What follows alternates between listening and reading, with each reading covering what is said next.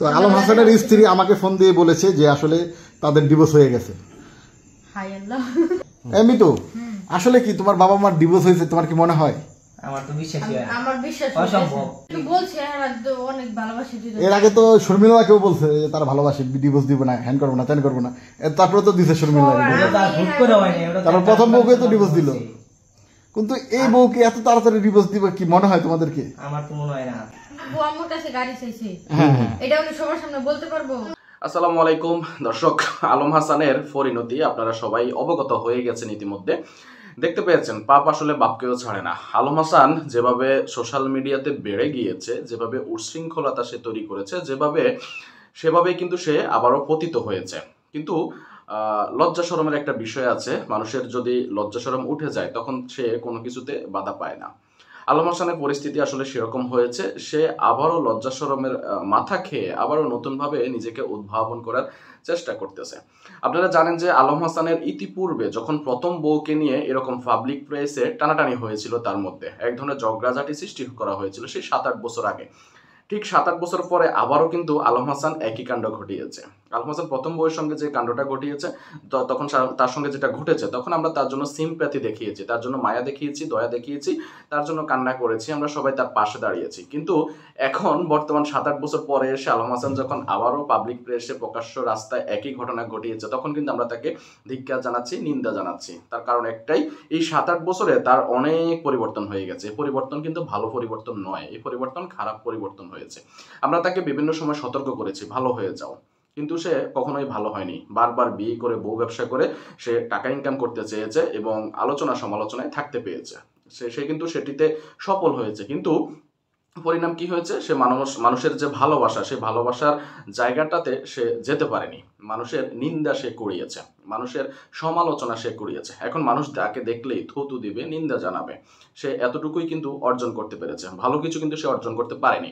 শর্মিলার মতো একটা ভালো এবং ভদ্র মেয়েকে যে আলম হাসান সংসারে রাখতে পারেনি, সে আমার মনে হয় না যে আর কোনো নারীকে সে সংসারে রাখতে পারবে। তার চরিত্রটাই আসলে এমন একটি ক্যারেক্টারে অলরেডি চলে গিয়েছে। দর্শক, আলম হাসানের পাতিত 2টা ছেলে মেয়ে আছে, আপনারা সকলে জানেন। তারা এখনো আলম হাসানের চামচামি করতেছে, আলম হাসানের পক্ষে তারা এখনো কথা বলে যাচ্ছে এবং আলম হাসান যত যাই করুক না কেন তারা সেটিকে সাপোর্ট করে যাচ্ছে এবং সেটির পক্ষে তারা গীত গাচ্ছে। এমনই একটি ভিডিওর অংশ আপনাদেরকে শুরুতে দেখিয়েছি, এখন বাকি অংশটুকু দেখবো। আমি আশা করবো সম্পূর্ণ ভিডিও আপনি ধৈর্য ধরে দেখতে থাকবেন।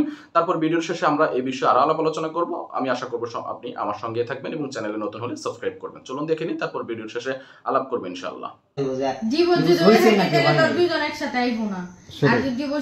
ডিভোর্স হইলেও তো একসাথে রাত্রেবেলা একটা মেয়েকে কোথায় ছাড়বে? একসাথেই তো আসবে।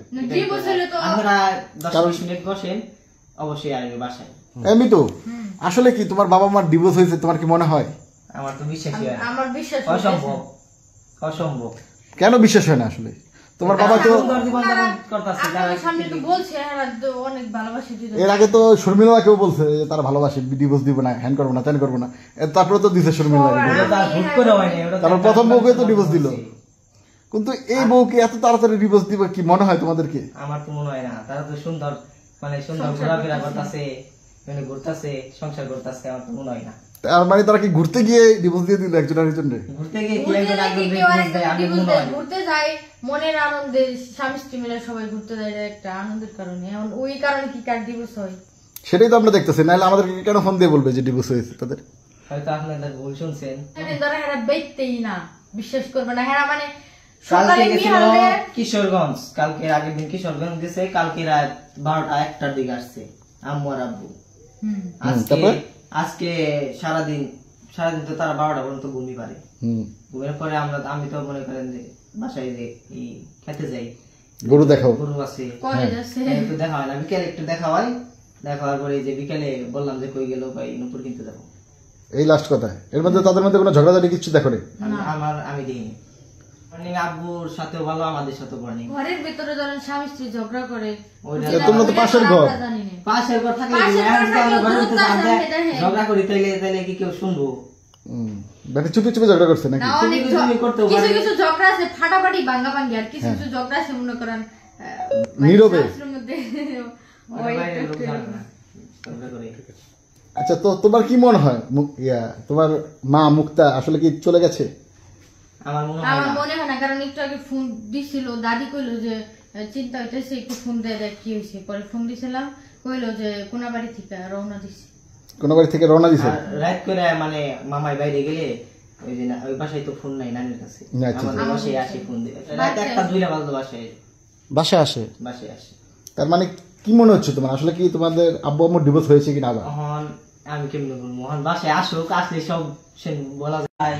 এই বিকেল বেলা সন্ধ্যাবেলা ঘুরতে যায়, আব্বু আম্মুর কাছে গাড়ি চাইছে, এটা উনি সবার সামনে বলতে পারবো? ওনারে মানে এতটাও ইয়ে রাখেন, চাইতেও পারে, ওটা তো আর আমরা ব্যক্তিগত কথা তো আর আমরা জানি না। এখন দুইজনের মধ্যে যে কথা হয় ওগুলা কি আমাদের বলবো? তো আলম হাসান কি আসলে এরকম করে কিছু চাইছে কিনা তার বউয়ের কাছ থেকে? আমরা জানি না। ছোটখাটো অন্য কিছু চাইছে কিনা? অন্য কিছু ওরকম চাওয়ার মতো লোক না, চাওয়ার মতো লোক না। আপনাকে একটা কথা কই, আমরা হয়তো কইবেন যে বাড়ির লগে বাড়ি সবই জানি, এরকম কিছু না, হয়তো বাড়িতে কোনো ঝগড়া লাগলে আমরা জানতে পারি, কিন্তু ওনারা সারাদিন সত্যি বেঁচে থাকে না, খালি ঘুরবার যায়, তারপরে ওই যে মিহালের মাদ্রাসায় দিবার যায়, সারাদিন বেঁচে থাকে না, কিন্তু সন্ধ্যাবেলা একটু দেখা হয়।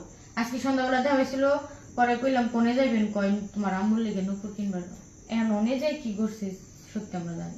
এর মধ্যে কি তালাক হয়ে যেতে পারে? তোমার কি মনে হয়? আচ্ছা একটু ফোন, তোমার আব্বু আম্মুর বলে ডিভোর্স হয়ে গেছে? আমরা তো আসলে কিছু জানি না। আরে না, এরকম কিছু সন্ধ্যাবেলা জানি যে নুপুর কিনতে গেছে কোনাবাড়ি, সন্ধ্যাবেলা নুপুর কিনতে যায় বলে ডিভোর্স দিয়ে দিয়েছে আলম হাসান তার নতুন স্ত্রী মুক্তাকে। তা তো আমি বলতে পারবো না, আমাকে একটু আগে ফোন দিছিলাম যে এত রাতে কই গেছেন, বাসায় আইবার কই এই যে নানি। পরে বললো আইতাছি বাসায়, রাস্তায় আছি। রাস্তায় কোন জায়গায় আছে? আর মোবাইল বন্ধ কেন? কই মোবাইল বন্ধ? তোমার বাবার মোবাইল বন্ধ তো আলম হাসানের। আমার লগে তো একটু আগে কথা হইলো, এখন তো কথা বলতে পারলাম না, তোমাদের সামনে দেখলাম কথা বলতে পারলাম না। এখন হয়তো মোবাইলে চার্জটাও নাই, তাই তো বন্ধ হয়ে গেছে। সবার ব্যক্তিগত জীবনে সবাই ঢুকতে পারে না, আর আমরা ওইসব সম্বন্ধে কিছু জানিও না। আর যদি ঘড়িটাও থাকে তাহলে সামনে আপনারা অবশ্যই জানতে পারবেন। আচ্ছা, আমার মনে হয় কিছু ঘটছে, কারণ বিকেল বেলা সন্ধ্যাবেলা আমাদেরকে বলে গেছে যে। তো আলম হাসানের স্ত্রী আমাকে ফোন দিয়ে বলেছে যে আসলে তাদের ডিভোর্স হয়ে গেছে। হাই আল্লাহ, আমরা জানি না তাদের পার্সোনাল ব্যক্তিগত ব্যাপার। তো তাদের সম্পর্কটা আসলে কেমন ছিল? সম্পর্ক তো ভালোই চলতেছে, ভালোই ছিল। আর আপনারা তো আইছিলেন আবার না? আপনারা? হ্যাঁ, আমরা আসলাম, আইসা ফুল দিয়ে গেলাম, মিষ্টি খাওয়াই গেলাম, তারপরে হঠাৎ করে তার বউ ফোন দিয়ে বলতেছে তার ডিভোর্স হয়ে গেছে। এটা তো আসলে আমরা বেকুব হয়ে গেলাম, সেই জন্যই তো এত রাত্রে চলে আসলাম। মানে ওনার বউ বলছে? হ্যাঁ, মুক্তা বলেছে। কারণ সন্ধ্যাবেলা আমরা দুইজন একসাথে খুব ভালো একসাথে সন্ধ্যার ভালো ছিল। নুপুর কিনতে যেত না, নুপুর কিনবার যে যদি কোনো ঘটনা ঘটে ওইটা আমরা জানি, সেই জন্য একবার খোলা তালাক দিয়ে দিবে। আমরা কিছু জানি না। আমরা জানি ভালো মতোই তো সংসার। নেটই নাই, ডাটাই নাই, তুমি ডাইরেক্ট ফোন দাও। ডাইরেক্ট। প্রিয় দর্শক, নিশ্চয়ই দেখেছেন তো, এভাবেই আসলে দিন কাটছে তাদের। যত যাই বলুক আলম হাসান, তারা কিন্তু এই দুইজন কূটনীতিক আলম হাসানের পক্ষে সবসময় চাপাই গায়। আমি ইতিপূর্বেও দেখেছি তারা আলম হাসানের পক্ষে চাপাই গাইছে। আলম হাসান যত ভালোই করুক আর যত খারাপ করুক, তারা সেটাতে সবসময় সাপোর্ট করে এবং সেটাতে হা হা করে, বুঝছেন? এই হচ্ছে দুইটা কূটনীতিক। তারা শর্মিলা যখন বিদায় হয়েছিল তখন শর্মিলার বিপক্ষে তারা কথা বলেছিল, এখন আবার যখন মুক্তা বিদায় হচ্ছে এখন আবার মুক্তার বিপক্ষে কথা বলছে। তারা চ্যালেঞ্জ করতেছে যে মুক্তার কাছে আলম হাসান মোটরসাইকেল দাবি করেছে কিনা, টাকা চাইছে কিনা, সেটা তারা চ্যালেঞ্জ করতেছে, বুঝছেন? সেটা তারা চ্যালেঞ্জ করছে। আমি তাদেরকে বলতে চাই, সাবধান হয়ে যাও। মানুষ তোমাদেরকে এখনো পর্যন্ত কিছু বলে না, কিন্তু তোমাদেরকে নিয়ে যখন কথা বলা শুরু করবে তোমরা আসলে তখন পার পাবা না। তাই সুন্দরভাবে আসো, সুন্দরভাবে তোমাদের সংসার চলতেছে, তোমাদের জন্য আমরা শুভকামনা জানাই। তোমরা অনেক ছোট ছেলে মেয়ে, বিয়ে করে ফেলে অল্প বয়সে, ভালোই করেছো। এখন সংসার ভাবে লালন পালন করো, দরকার নেই তোমাদের এগুলো করার, কোনো দরকার নেই। দর্শক, আপনাদের এই বিষয় মন্তব্যকে আমাদের কমেন্টস বক্সের ঘরে লিখে জানাবেন। আজকের ভিডিওটি কেমন লেগেছে সেটি জানাবেন। ভিডিওটি যদি ভালো লেগে থাকে অবশ্যই ভিডিওতে একটি লাইক দিবেন, শেয়ার করে অন্যকে দেখার সুযোগ করে দিবেন, এবং আপনি যদি আমাদের চ্যানেলে নতুন হন চ্যানেলটি সাবস্ক্রাইব করে পাশে থাকা বেল আইকনটি বাজিয়ে রাখবেন, তাহলে লেটেস্ট আপডেট ভিডিওগুলো আপনি সবার আগে পেয়ে যাবেন। আপনি যদি অলরেডি সাবস্ক্রাইব করে ফেলেন, আপনাকে আমি অসংখ্য ধন্যবাদ জানাই। সকলে ভালো থাকবেন এবং সুস্থ থাকবেন। ইনশাআল্লাহ পরবর্তী ভিডিওতে আবার আপনাদের সঙ্গে দেখা হবে। সে পর্যন্ত আপনাদের সকলের সর্বাঙ্গীন মঙ্গল কামনা করছি এবং বিদায় নিচ্ছি। আসসালামু আলাইকুম।